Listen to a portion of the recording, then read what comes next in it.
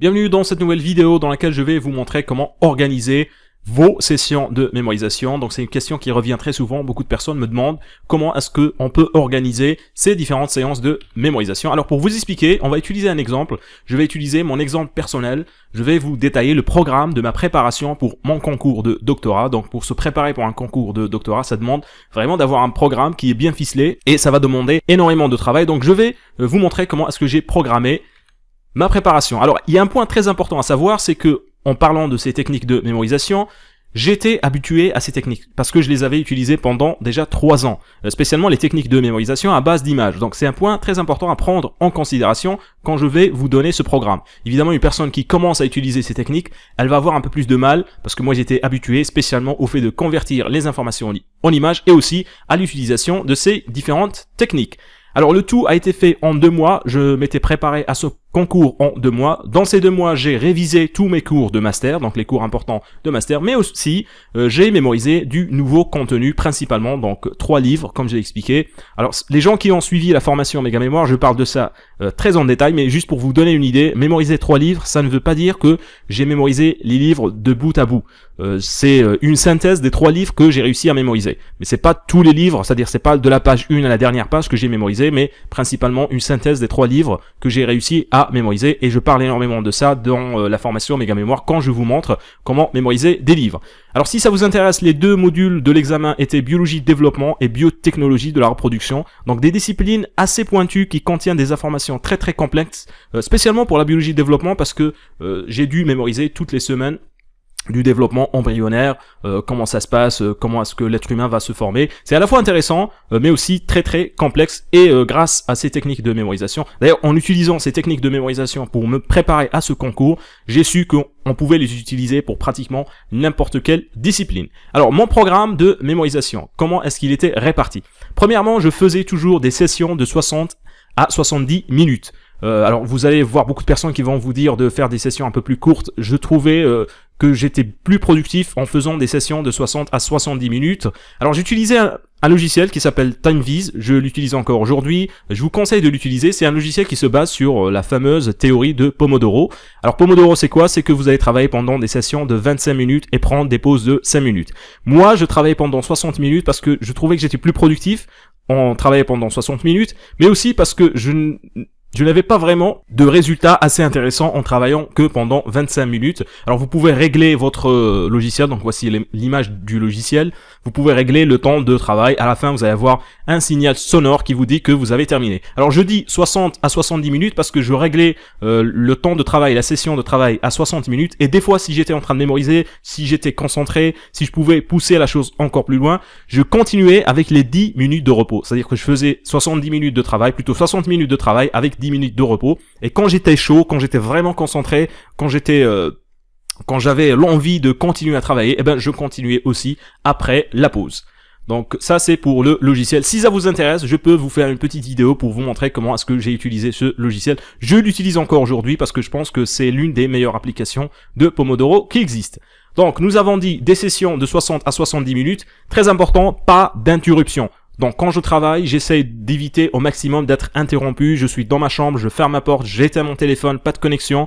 Je suis à 100% concentré sur mon travail. J'essaye d'avoir un maximum de concentration et d'éviter tout type d'interruption possible. Et deuxièmement, pas de multitâche, c'est-à-dire que je suis juste en train de mémoriser. Je vais vous expliquer ça quand on va avancer un peu. Quand je suis en train de mémoriser, je mémorise. Quand je suis en train de chercher à comprendre quelque chose, je cherche à le comprendre. Pas de multitâche. Alors spécialement, pas de multitâche en essayant de mémoriser et en parlant à une autre personne sur Facebook par exemple ou au téléphone. C'est pour ça que ces 2 points sont extrêmement importants. Et là aussi, les 3 ans sont importantes et c'est là où les 3 ans d'expérience entrent en jeu, spécialement pour la conversion des informations en images, parce que les images étaient pratiquement toutes prêtes. J'ai passé 2 ans de master à étudier la biologie de la reproduction, donc j'avais pratiquement des images pour toutes les données que je devais mémoriser. Donc les images étaient toutes prêtes, je ne passais pas beaucoup de temps à convertir les informations en images. Pour une personne qui débute, c'est ça qui va causer le plus de problèmes. Si vous n'êtes pas habitué à ces techniques, spécialement toujours au début, c'est la conversion d'informations en images qui va vous causer un petit problème. Les techniques sont faciles, une fois qu'on a bien compris les techniques, on peut les appliquer très facilement. Donc plus vous êtes habitué à une discipline, plus vous allez avoir de facilité à la mémoriser. Donc mon programme, la première session, je la faisais toujours au réveil le matin. C'était toujours la première session. Je me réveille, je me lave le visage, je bois un verre d'eau et je commence ma première session. D'ailleurs, la première session était toujours la plus productive. Je faisais toujours ça, c'est-à-dire sans répondre au téléphone, sans voir mes emails, sans parler à qui que ce soit. Je me réveille et je me dirige directement vers ma session en buvant un peu d'eau, évidemment. Et cette session pouvait des fois durer jusqu'à 90 minutes parce que j'étais tellement concentré, parce que j'avais tellement de volonté et j'ai passé la nuit à dormir, donc à bien dormir évidemment, je pouvais aller jusqu'à 90 minutes. Donc très très important, si vous pouvez le faire, commencez votre session le matin au réveil. Je me réveille un peu plus tôt, généralement 7 à 6 heures du matin, ça dépendait un peu de mon heure de sommeil. J'ai pas vraiment d'heure fixe, c'était soit 6 heures, soit 7 heures, mais généralement c'était 7 heures du matin. Donc après, qu'est-ce que je fais? Je prends une pause. Alors, il y a beaucoup de personnes qui vont vous dire, par exemple, si vous suivez la Pomodoro à la lettre, vous allez faire une séance de 25 minutes de mémorisation, puis 5 minutes de repos. J'avais pas vraiment de temps de repos bien précis. Genre, quand je termine ma session, je me lève, je vais généralement manger un petit quelque chose, je peux sortir un peu, marcher un peu. Je ne calculais pas, on va dire, le temps de repos que j'avais. Des fois, c'était 5 minutes, des fois, c'était 10 minutes. C'était en fonction de mon envie et de ma motivation. Si je sentais que j'avais besoin d'un peu plus de temps de repos, je prenais un peu plus de temps. Si je sens que je pouvais commencer directement, je commençais directement. Donc, les pauses, très important. Donc, après chaque session, vous devez prendre une pause. Je vous recommande une pause de 5 minutes, 5 à 10 minutes. Ne dépassez pas non plus 10 minutes parce que là, ça va plus être une pause. Là, vous allez complètement oublier ce que vous avez mémorisé. Après la pause, évidemment, je vais lancer une nouvelle session. Là aussi, 60 à 70 minutes. Si vous commencez par des sessions de 25 minutes. Si vous n'êtes pas habitué, si vous ne pouvez pas garder votre concentration pendant plus de 25 minutes. Mais avec le temps, plus vous allez faire ça. Quand j'ai commencé les Pomodoro, j'ai commencé à faire les 25 minutes. Mais avec le temps, j'ai commencé à ajouter 5 minutes de plus. Éventuellement, je suis arrivé à 90 minutes. Alors, toutes mes sessions ne sont pas arrivées à 90 minutes. Mais je pouvais y arriver dans certaines conditions. Je faisais généralement 5 sessions par jour, c'est-à-dire 5 sessions de 70 minutes, d'une heure à 1h10. Donc je faisais généralement 2 à 3 le matin et après une sieste de 30 minutes, je faisais toujours une petite sieste de 30 minutes après mes 2 sessions, mes 2 à 3 généralement. Je faisais 3 le matin, je faisais 2 l'après-midi. Alors là, vous allez me dire, mais très peu, 5 heures de révision par jour, c'est pas énorme. Il faut comprendre que là, je parle des sessions de mémorisation. Là, c'est les 5 heures que je passais à mémoriser. Après avoir terminé mes 5 sessions de mémorisation, je passais à la recherche, l'organisation, la synthèse, c'est-à-dire je cherchais de nouvelles informations à mémoriser, je les organisais, j'essayais de trouver le meilleur moyen de les organiser et de faire une synthèse de tout ce que j'ai trouvé. Donc ça, pour moi, c'était pas vraiment de la mémorisation et surtout, je ne chronométrais pas ça parce que c'est pas quelque chose qui demandait beaucoup de concentration et d'être vraiment très motivé. Je pouvais faire ça en faisant quelque chose d'autre, donc je pouvais rechercher des informations. Comme j'étais un peu passionné parce que j'étais en train d'apprendre, donc c'était pas vraiment beaucoup de travail. Je considérais pas ça comme étant un travail et je faisais ça vers la fin de la journée, donc de la recherche, de l'organisation et de la synthèse.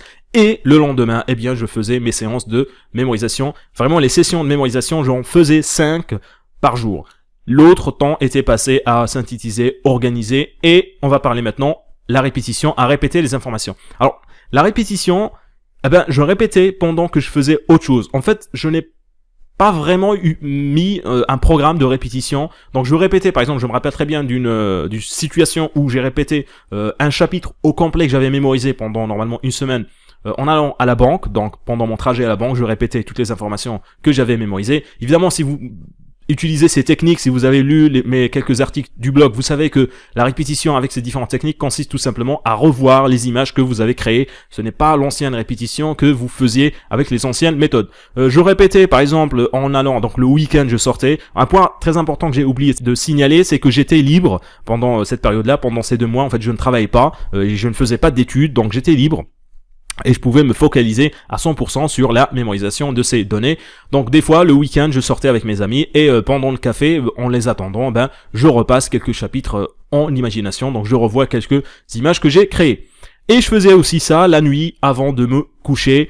C'est pas comme si j'étais assis concentré à le faire. Je faisais ça en me brossant les dents, en changeant mes vêtements, en prenant une douche. Donc je répète les images que j'ai créées. Et je me rappelle que avant une journée, j'avais prévu une journée complète avant le concours pour répéter pratiquement toutes les informations que j'ai mémorisées. Donc tout ce que j'avais mémorisé au cours de ces 2 mois, je l'ai répété en une journée. Alors ça peut vous paraître énorme. Comment est-ce qu'on peut répéter tous les données mémorisées en une journée? Comme j'ai expliqué, on répète juste les images. Vous n'allez pas tout répéter.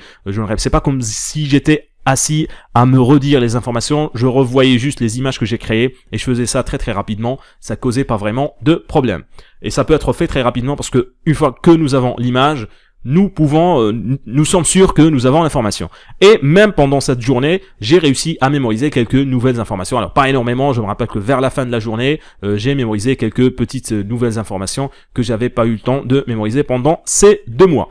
Maintenant, parlons un peu des techniques utilisées. Donc, la technique que j'ai utilisée le plus, c'est la série de stockage. Alors, si vous avez suivi la formation Méga Mémoire, vous savez ce que c'est. C'est une méthode un peu avancée, en fait, qui demande d'être bien familiarisé avec les techniques de mémorisation. En gros, vous allez utiliser des objets de stockage sans palais, sans passer par la méthode du palais ou la méthode du parcours ou la méthode des liens. C'est l'une de mes méthodes préférées. Je peux vous faire une vidéo sur ça si vous voulez. Donc, c'est d'ailleurs la méthode de mémorisation que j'utilise encore aujourd'hui. C'est une méthode très simple et j'aime bien l'utiliser parce qu'elle me permet d'économiser les objets de stockage. Après, j'ai bien sûr aussi utilisé la méthode du palais. Et d'ailleurs, j'ai utilisé la méthode du palais pour mémoriser un livre que voici, 150 QCM d'embryologie. Donc, tout simple, pour le mémoriser, j'avais préparé 150 endroits dans mon université. J'ai utilisé l'université comme étant un palais de mémoire et j'ai identifié. Donc, si vous voulez mémoriser un livre comme ça, c'est très simple. Vous avez 150 QCM, vous aurez besoin de 150 endroits. Alors j'en ai utilisé un peu plus parce que j'avais mémorisé plus d'informations en rapport non seulement au QCM mais aussi à quelques variables qui avaient, plutôt quelques informations qui avaient une relation avec les QCM. Donc vous pouvez très bien faire ça. Vous pouvez utiliser la méthode du palais. Le problème avec la méthode du palais quand on prépare un concours comme ça, c'est que vous allez avoir besoin de beaucoup de palais. Donc là, un palais au complet, toute l'université pour mémoriser un livre. Donc si je devais mémoriser par exemple 5 à 6 livres, j'aurais eu besoin de 6 à 7 palais. C'est pour ça que j'ai préféré la série de stockage. Si ça vous intéresse, je vous parle de cette méthode-là dans une prochaine vidéo. Donc, est-ce que c'était facile? Donc ça, c'est la question qu'on peut se poser. Est-ce que c'était facile en utilisant ces techniques de mémorisation? Eh bien non, ce n'était pas facile. Mais ça aurait été plus compliqué sans les techniques. Donc c'était pas facile. Il faut pas croire que les techniques de mémorisation sont magiques. Vous allez juste voir l'information, la convertir en image et la garder en tête rapidement. C'est pas vraiment ça. Ça demande du travail, ça demande un peu d'expérience, ça demande d'être concentré, d'être motivé. Mais ça aurait été beaucoup plus compliqué si je n'avais pas utilisé ces techniques de mémorisation. Donc voilà comment est-ce que j'ai organisé mes sessions de mémorisation. Donc je pense que c'est la période dans laquelle j'ai le plus mémorisé d'informations. Donc c'est la période pour me préparer au concours de doctorat. Évidemment, il y avait une autre période, c'est avant la soutenance de ma thèse de doctorat, où là aussi j'ai dû mémoriser tout ce que j'avais mis dans la thèse. Si ça vous intéresse, là aussi je peux vous montrer comment j'ai fait ça. C'était un peu moins intense que la préparation pour un concours de doctorat, mais ça restait tout de même l'utilisation de ces techniques de mémorisation à des niveaux un peu plus élevés. Voilà, c'est la fin de cette nouvelle vidéo. Comme toujours, si vous avez des questions, vous pouvez me les poser dans les commentaires ou directement sur email, et on va se retrouver la semaine prochaine pour de nouvelles techniques et nouveaux astuces sur la mémoire et la mémorisation.